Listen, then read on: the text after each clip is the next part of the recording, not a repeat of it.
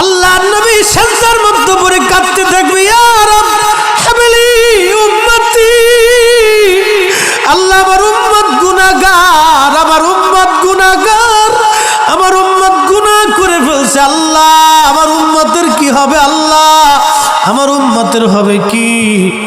আল্লাহ পাক ডাক দিয়ে বলবেন, হাবিব আপনি আর সিজদায় পড়ে থাকবেন না, মাথা উঠান। আপনি কাঁদেন কেন? মেহশর তো আপনার কান্নার জন্য না নবী, উঠেন, আপনি মাথা উঠান। আপনার জন্য আরশে মুআল্লার ডানে একটা কুরসি পেতে রাখছি, একটা চেয়ার পেতে রাখছি, একটা আসন রাখছি, আপনি নবী সেই আসনে বসবেন।